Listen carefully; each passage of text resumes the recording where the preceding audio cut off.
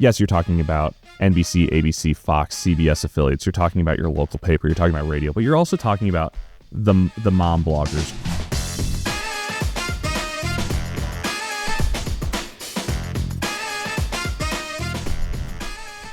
Hi, I'm Russ, and this is the Memory Makers Podcast, the show that helps you create amazing customer experiences and make more memories. So no intro jingle because the teaser is already here. You can see we have an in-studio guest, Mr. Kevin Loughery from Prosp Communications. Kevin, how are you, brother? I'm good. Thanks for having me. Oh, man, I'm stoked to get into what we've got today. So for those of you who don't know, Kevin and I go way back. Kevin and I and Danny all worked together in high school. 20 years, I think. It's longer and longer than I care to admit these days, and the gray is starting to prove that out. But it's so funny when we talk about how impactful our experiences were working in a family entertainment center as teenagers and young adults, and now how we've all kind of found our way back into the world of family entertainment on the professional side. And it's, just so incredibly, blessed and fortunate to have made those connections and now still getting to work with a lot of our cohorts and troublemakers that we've known throughout the years. And so you have been maybe one of the most professional folks. I don't know about that. But for those that don't know, Kevin has a company called Prosp Communications that really helps focus on family entertainment or location-based venues, really helping get their messaging out and then have a more significant communication to the outside world. And so what I'd love to have you do is give us that, kind of high-level rundown of, post laser flash and post college and everything. What got you into the marketing and communication side of things, and then how did that morph in bringing you back into the location-based kind of niche group of what our troublemakers are? Yeah, I mean, the plan was to be the back page columnist for Sports Illustrated. Okay. That was the plan. And then I realized I didn't want to cover high school baseball in Topeka, Kansas for the first 10 years of my career. So I moved over to PR, which PR is basically just getting clients in the news is the best way to put it. And so I started in the sports side. I had an internship with the U.S. Olympic Committee, which just led to a lot of work in various Olympic sports. I was with USA Gymnastics here in Indianapolis during the 2012 quad.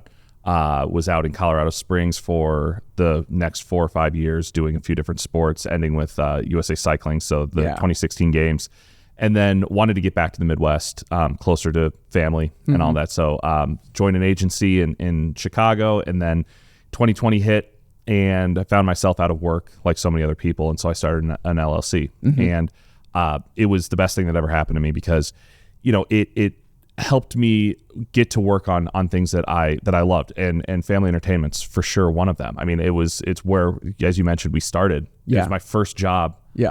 Maybe second. I think I was a Little League umpire for a summer, which was the worst job I've ever had. Getting cussed out by parents. Literally. But then found Laser Flash and worked with some fantastic people. Armando was our GM, who was amazing. And lifelong friends that it was nice to kind of circle back to that, because when I started my business, I really wanted to think about what types of industries I wanted to serve. And my wife's family has had a family entertainment center in Northwest Indiana called Zayo Island, formerly Wright's Barnyard, since 1957. They're about to celebrate their 70th in a couple years. Man. Okay, so it's some pomp and circumstance. Third generation.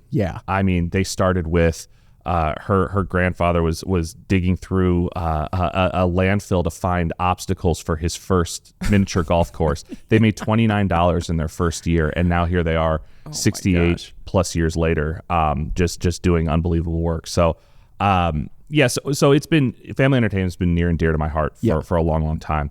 And so, it's an area that I realized could really use some help on the PR side, the earn side. So many, I think so many family entertainment centers, operators do so many things so well from, a marketing standpoint, whether that's social media, whether that's the website that they have made, whether it's their signage and all these ownable things, but not enough either know about the ability to earn media through relationships with their local media, or they just don't have the time. I mean, it's just, these owner operators wear so many hats that it's just like, oh, one more thing. One more pit to spin. So that tends to be one of the first things on the chopping block if it was ever on the chopping block, you know. So, or if it was ever on the table, I should say. Yeah. So that was a real focus of mine when I started my company. So when you come and speak at Amusement 360 and we talk about some of these things, you know, from that the public relations side, you have this great model that you always share. And it kind of hits on 4 different things, but it's called the PESO model, and it has 4 different components to it. And I want us to kind of break down what those are at a high level, and then focus a little bit more specifically on the E side of that, which we'll tease here in a second. So for those that have not heard of the PESO model before, you know, that's paid media, earned media, shared media, and owned media. So starting with that paid media, you know, that obviously is a lot more of what initially comes to mind, right? That's advertising or sponsorships. Exactly. It's promoted social media posts. So what are some of the pros and cons of that paid media in your mind that folks should be aware of as they're looking to engage with some of that? I mean, the pros for paid is you know, guaranteed conversation about you, whether that is a billboard, whether that's a TV ad, a radio ad, a sponsorship of a Little League team, putting your site's logo on a Little League team. I mean, it's just getting out there, and you get what you pay for, right? So that's a real pro, but a con of that is you get what you pay for. Right. So budget can be really restrictive, especially for a lot of sites that, you know, need it most, which are generally the ones in their first couple of years. I mean, when you become a mainstay, you just sort of need that digital tap on the shoulder to say, hey, we're still here. Come on out for date night. But if you're trying to really dig your roots in to your community, that's when you need attention the most. And so that's also when budgets are probably the tightest. Sure. So paid definitely works, and it's something that it's probably the second or third best thing that these businesses do to promote themselves. Gotcha. It could be more if they had more money, but it definitely works, but it's not the whole pie. And that's where even because you can do paid stuff through social media, and you can do like geolocated ads, right, and boost people that are going by, you know, if they're stopping in the parking lot of the grocery store down the street, you can say, hey, we want to push, you know, notifications or ads and stuff to that.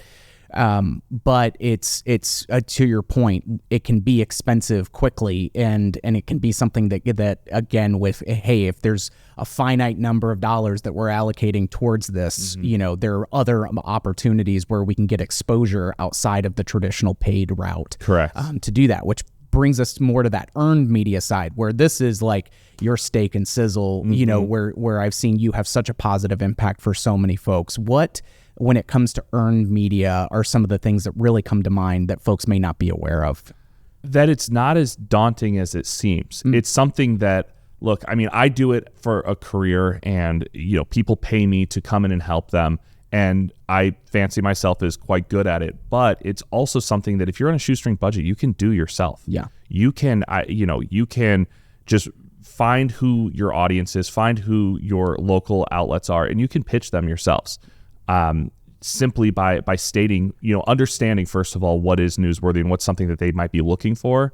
But once you have that and you realize that you do have an actual story to tell, and it's not just, hey, we should be in the news because we want to be in the news, but really something that is, you know, timely, local, or disruptive. Right.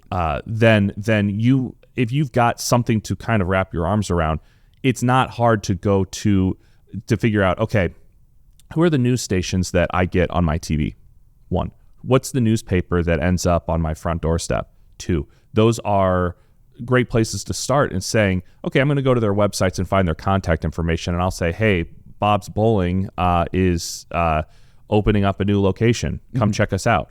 Could be as simple as that. You can get a lot more savvy. There's a lot more steps you can take to really package this thing in a nice way. Sure. But, you know, at the very least, it's just trying to establish a connection with that local media, and then building a relationship where you're adding value to their jobs, because they're looking for stories to tell. Well, and that's one thing that I think always strikes me. And two things. First, that timely and disruptive and local, because those local venues and things, and this is a way for you to get massive, you know, appeal, where, you know, you can get a lot further of a broader span of reach, right, to a number of different folks, which is great. And it's being covered in a way that is, exciting, and they're telling the story, because one of the things that you always joke about, and Mike, who runs the ones and twos, and I always shout him out, comes from the news side. It's a lot of murders, fires, and burglaries, and kind of downer nonsense. House fires and homicides. Right. And so they are so hungry for the love of all that's holy, could we get an uplifting, exciting story?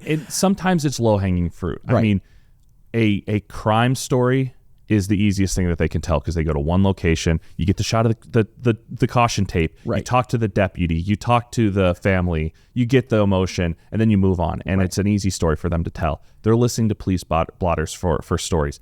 That's all true. However, there's also not a lot of people out there pitching good stories. Right. Especially if you give them everything that they might need, the who, what, when, where of the story itself, and help them do their jobs the best, which is just give them photos, video, whatever it is, so they can imagine what this story might come to look like. Right. That's kind of the secret sauce to it. Sure. Well, and there are benefits to it, because we had you help us when we were just moving to our new facility and things, right? And so you would reached out and worked with the local news outlets, and it was, okay, well, what's that hook or what's that piece? And you were very adamant of, you guys are bringing new jobs into this market. You guys are looking at, kind of highlighting. It wasn't for us to get exposure so that way we could find someone looking to do a laser tag arena. It was helpful for us even in just gaining employment and doing, not gaining employment, but, providing interested employees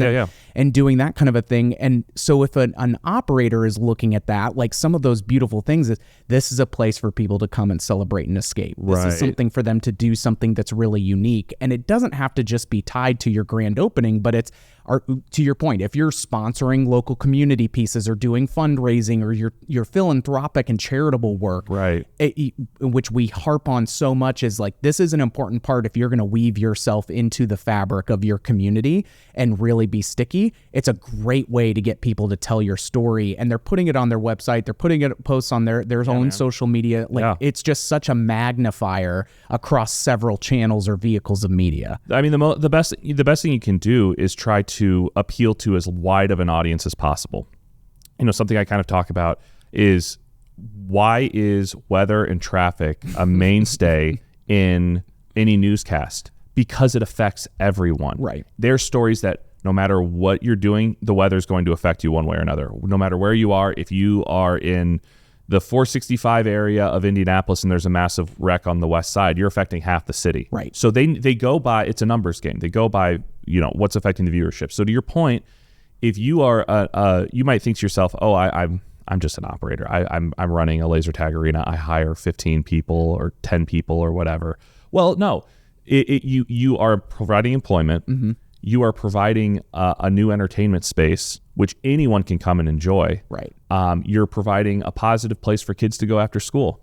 There's so many ways that you can, if you can just frame it as, how am I adding value to the community? Mm-hmm. That's a really good place to start. Nice. It's so and as far as figuring out these stories, we mentioned local, disruptive, and timely. Local is, you are a member of your local community. You're automatically there. Right. Whatever you're doing is going to affect that news mount. Now, you're not going to get on the Today Show probably, because that's not, unless you have somebody going viral, but who has real control over that, right? Right. There's so 27 million TikTokers trying to do it. And honestly, why would you want to be on the Today Show? Because what's someone from 500, 2,000 miles away going to do? What they're not going to come out, but you want that circle around your city, the viewership, that area, that 15-mile radius, right, that the news is covering. Yeah. Sometimes a little bit more, but that radius that the news is covering, that's your clientele. That's your customer base. So local is where you want to be. So local's covered. Disruptive, if you're opening something new or you're doing something different, that disruptive is a good thing. You talk about disruptors all the time in the business world, and to be a change agent, to use an overused buzzword, is a good thing. But then also, the timely, I think, is where people could find a lot of really, really good success in in kind of that ordinary time. So if you say you don't have an opening, or say you don't have something going on, if there's an overall news story that everyone's sort of latching onto, that's something that you can do as well. A good example is that I talk about sometimes is I have a client that's based in the Dallas area. Yes. And it's called Boston's Pizza. They're fantastic. They've got locations, about 20 locations around the country. They're based in Dallas. They have 3 locations in Dallas. When the Mavericks made the NBA Finals, they were playing the Boston Celtics. So they can't be going as Boston's during that time. Right. There'd be riots in the streets. They rebranded, like so wisely. They rebranded, and by rebranded, I mean they put some signage up. Right. They changed their socials. They had some fun with it. It was a couple $100 lift. Right. Nothing. Okay. Right. And we got international news coverage on it because Dallas-based pizza chain rebrands to Dallas Pizza during the course of the, and they changed the name of one of their pizzas to like the Big Maverick or something. Okay. So easy stuff, right. But it just took a little creativity. And it wasn't for forever. No. It was just taking advantage of that window that they had. Because that's all the local news media wanted to talk about. Right. And so you could be pulled into a roundup story of here's all the local businesses doing it, or in our case, we got some dedicated features that got us picked up on Yahoo Sports, that got us picked up on AOL, that got us picked up on MSN. And so that is where a little bit of creativity and a little bit of the ability to be nimble and turn on your heels a little bit and say, hey, let's just do something fun. We're just going to, that is what is going to get people's attention, and their eyebrows are going to go up. Yeah, well, and it was something that we even did, here when the Pat McAfee show, right, like national show, all of that fun stuff. We just did this little surprise thing where we're like, you know what, like we're gonna make one of those branded footballs, the For the Brand footballs that he has on a punter's tee, and Armando and I drove that thing over with a case of Bud Light because that was a sponsor that they had at the time, and we just dropped that thing off, and now it gives us a great, be able, after the fact, being able to use some of that coverage and everything that we got to help highlight and show people, hey, this is what we were able to take advantage of. It was kind of a quirky, sassy, gag gift, right? But now that's something that's on his show every single day. But it gives us an opportunity to do some call outs and stuff to it. And operators can do that same thing. Like if you have a local sports tournament that's coming in, right? Like a huge little league, you know, like where everybody and their mother from all over the, country or the region is coming into. Great. Do some fun, thing that's tied in with that and gives you as an operator a chance to showcase like the fun and the whimsy and maybe a little bit of that cheeky and sassiness. Right. Because that's a business we're in. Right? Like it's 100%. Yes. Yeah. It's, if you're in the business of fun, have fun. Yeah. When you all opened, something that was really, really brilliant on your part was the ability to latch on to a moment in time with WTHR, which is the NBC affiliate in Indianapolis. Right. And they do this event called Circle of Lights that is a big Christmas kickoff the day after Thanksgiving. And to sort of sweeten the pot, to be honest, with the news coverage is, hey, we're going to make an attraction for Circle of Lights, and you guys made a big themed out superhero box that was a photo op, which was amazing. Yeah. And that, if you have the ability to do that, do it, because that is creating an opportunity based on timeliness. Yeah. Not everyone has that ability. Sure. Right. You could, if a local team is, I keep using sports because I'm a sports background, but it's also a very prevalent, consistent piece. But it can be with church groups, it can be with, it can be with STEM. If you guys have a really great, STEM or STEAM focused educational curriculum that you try to tie in with your attractions and stuff, like that's something relevant. And it's not just to the schools, it's to the homeschool organizations, it's to all of those things, because it's something that would mean something to a mom or a parent of someone. It's like, oh, that's really neat. Like, and a way to stay on their radar. Yeah. So you take it, look at those websites that have those weird, quirky holidays are unbelievable for this. Yes. National Donut Day. Exactly. Yeah. National Popcorn Day is huge in the movie theater industry. Right. But why not, and you can even get a little bit quirky with it. I mean, there's National Pizza Day if your place does pizza. There's there's some weird stuff out there that you could really own and take advantage of it. And you can say, hey, this day is coming up. And there's some that there's holidays that news outlets are going to be cognizant of. Right. But there's also the weird ones that you can just say, hey, next, like April 2nd, is this. Yes. It's coming up. We're doing this for it. And they might say, oh, well, let's cover it. That's kind of different and weird. Well, and not only do those things lend themselves well for the earned media, but it also works for the shared media, the next part of the PESO model, where like one of my favorite posts of all times Andretti's did on National Donut Day was just a quick little reel or a TikTok of their employees doing donuts, on there and everything else. And so you could even take that in the shared media and show, hey, this is us having fun on National Donut Day. You could have that be a part of, hey, we're doing a big National Donut Day, recognition at our center. Right. We're doing some sort of, bundle or promotion that's tied to it. And then, hey, we're going to do a donut burnout competition or something, and the winner gets 3 dozen donuts or something along those lines. And it's okay for the Krispy Kremes, you're talking $30 for a couple of years. These are easy lifts that just take a little bit of creativity more than anything else. A little bit of fun. Yep. Because and you can see how these, so, you've got the paid side with the P, earned side is getting the same type of coverage, but based on the merits of the story. So it's just saying, hey, this is what's going on. You're not paying them to come out. They just want to talk about you.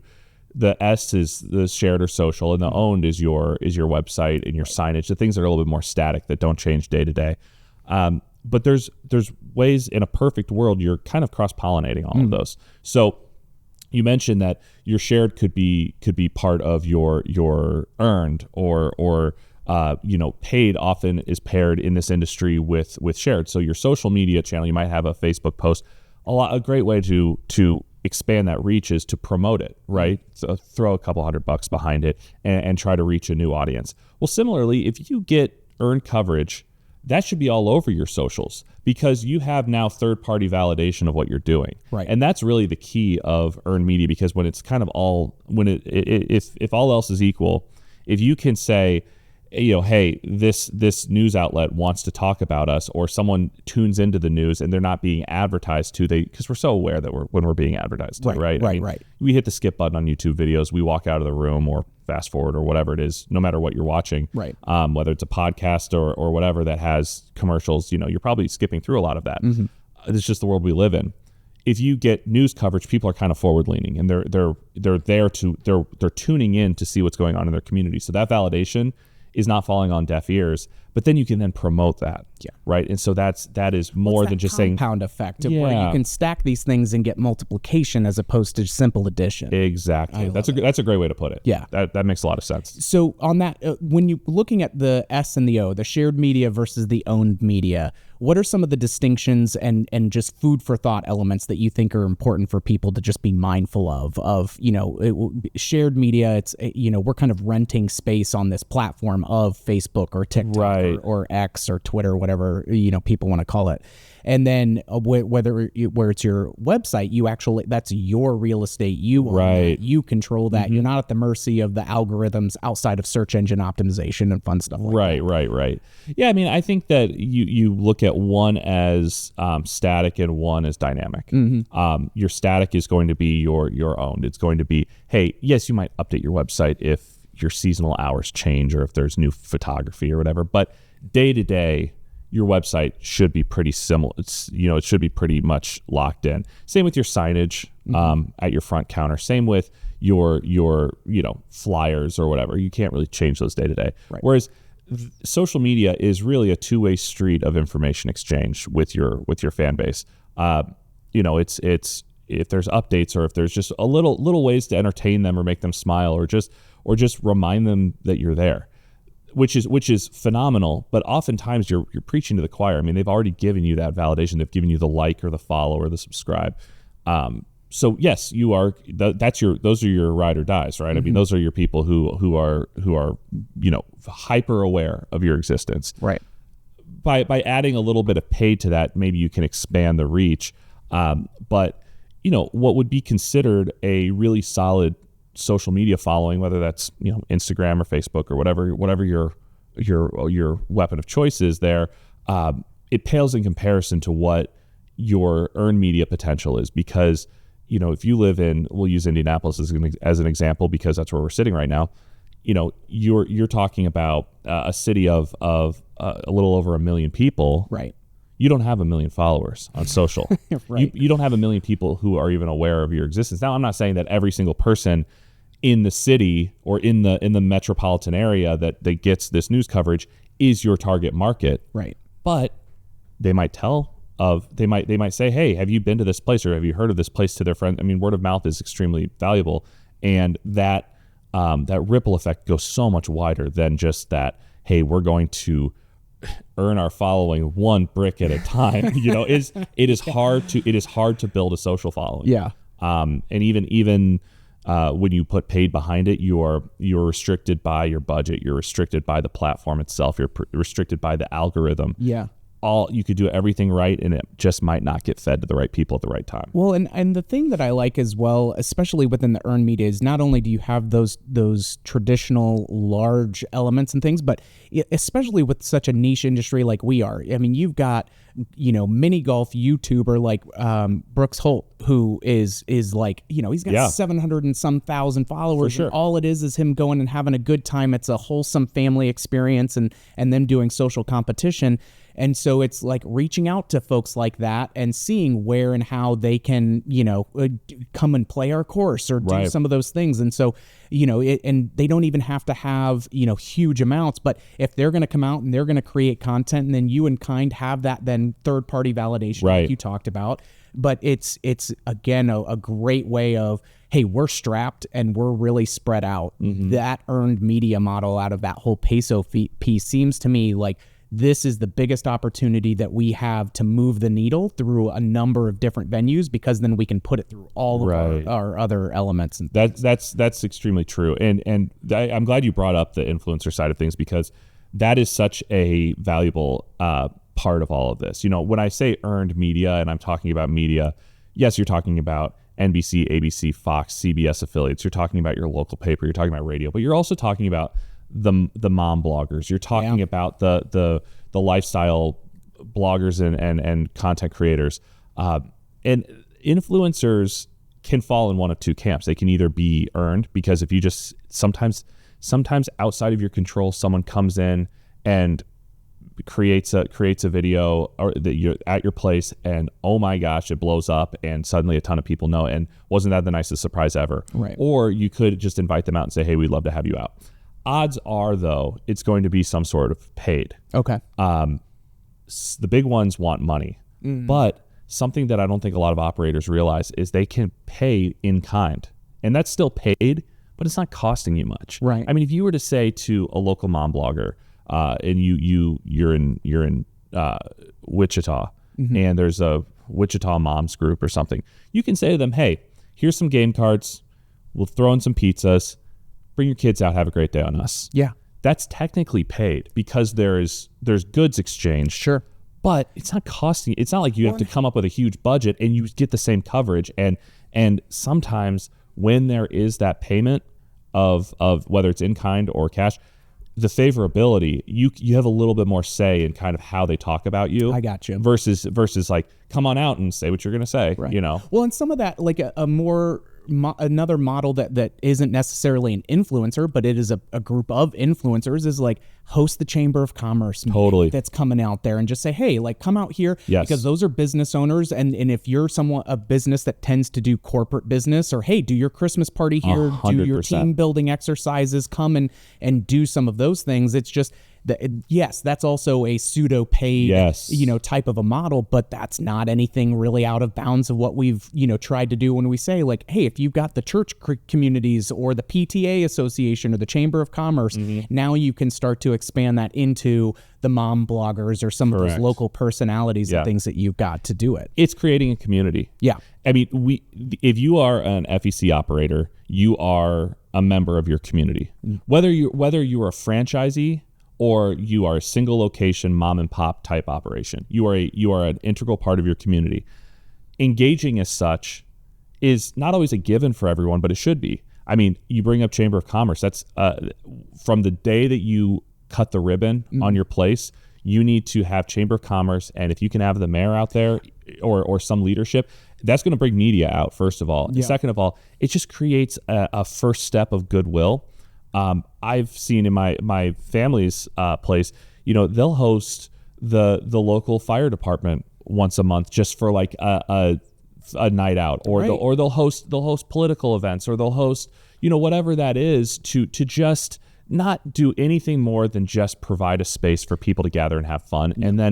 And it's just so helpful to be seen as that location of just, hey, we are our town's place. Yeah. And then having the relationship with the media should be right there, just as important. Yeah. Even if you're not reaching out to them every month, even every quarter, even every year, just saying, hey, you came out for our opening. Next month we're doing this. We'd love to have you out. And then having just a kind of a cordial email relationship. Yes, keeping them posted because they're looking for stories. These are things that we should be doing as operators to begin with, and now we're just helping, taking that next step of putting it on the radar of people who can come out and have a bigger audience to cast to. So, I love that, and I think that it doesn't have to be magic. It just takes a little bit of that, like we've talked about, thought and intentionality, a little bit of creativity that comes along with it. Right. But so much of what we're already doing is either timely or local and newsworthy.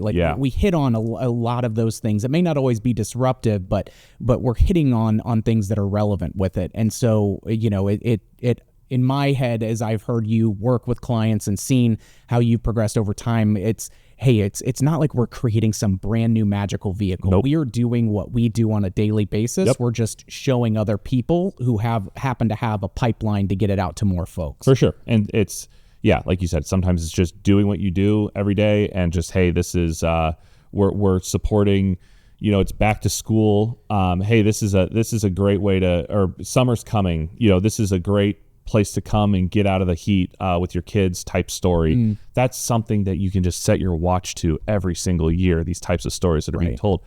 Or sometimes it's just a simple reframing to say, hey, think about us when you're talking about this story for XYZ reason. I love it.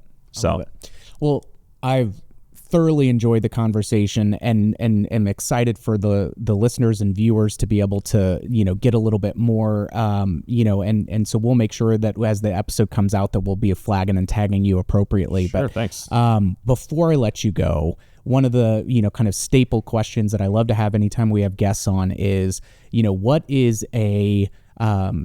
some sort of tool or piece that you have really been enjoying that has helped you either professionally or personally? Sometimes that can be an audiobook, it can be a regular book, it can be a quote or some habit that has really served you well. And so I'd love spill the tea on what you're cooking up with these days.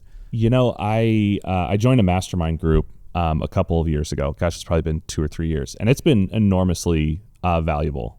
It was something that I had no idea what it was. If you don't know what mastermind is, it's just a group of like-minded people who get together once a week for an hour and just get on Zoom. Yeah. And you talk business, you talk personal goals, you talk, just sometimes just sort of pouring into each other. Sometimes it's very, it's always kind of agenda-driven where, hey, there's a topic of conversation, but it's really getting in the habit of just celebrating your wins and being growth minded, and I've created some what I know will be lifelong friendships through it with people in the industry who are all over the country, and it can be kind of solitary when you're working in this industry if you're an operator. You are at the top. Yes, you have your staff, but to be at the top and not have the ability to speak upward because that's typically where success goes. It's celebrated upward. I'm a solopreneur, and so I view my mastermind group as sort of my board of directors. I bounce ideas off of them. They give me honest feedback, and it's just been invaluable. And I can't speak highly enough about it. So if you're not in a group, I would really recommend finding one. I love it. Well, and shameless plug, and this was not an anticipated thing, but Danny obviously has been running mastermind groups with industry specific folks. And so if you're curious about that stuff, check out the Action Lab Leadership. And he just got some earned media. We'll see how Action Lab Leadership. Yes. There you go. Yes. So, look him up. It's honest to God, this is not a prompted thing. It's worth your time and your well, and we I don't know. We've also been, I've done mastermind groups for years now. And to your point, when you are in that position of, hey, I may be at the top of my game, but one of the biggest things that was impactful for me was, you're the average of who you spend the most time around. That's right. Those 5 people that you spend the most time around. And a mastermind piece was an easy way for me to get around some switched on cats who were at or above, my level. And so I was able to learn from them, and you just learn different perspectives, but you also have a safe place to be like, hey, I'm really struggling with this, or celebrate I'm killing wins it here. because we just knocked this out of the park, and doing it in a space with people who understand that that's not just like, oh gosh, Russ is just bragging, whatever, We're so ingrained as people to just be agreeable and to come, just to make everyone else comfortable. And I'm certainly that way. And so when things are going well, you don't want, what are you going to do? Call up your friend and be like, I just made the biggest deal of my career. And they're like, great, I'm having trouble with my job right now. And it's like, okay, well, there goes that. It's just having that space to celebrate those things, but it's also just reframes your mind to see things in a more just positive way. Like it's just, I will say the biggest advocate for my mastermind group that I'm in is my wife. She's like, I will have meaningful conversations as spinoffs of so the ripple effect is there too. So I mean, it's I can't speak highly enough about it. I love it. Yeah. Well, with that, I think we are at a great place to wrap up. Thank you so much for sharing, and looking forward to having you at the next upcoming 360 here. And gosh, it's coming along faster than I care to imagine, but it's always a good time. So best event of the year. I love it. Thank you. And so as always, we've got more awesome content coming your guys' way with the weekly episodes. So be sure to be tuning in. And we'll have more fun insights and life hacks and professional development, all of the things. And if you like what you heard today, be sure to give us that subscribe and leave us a review. We always appreciate the 5 stars, please and thank you, if we've earned it.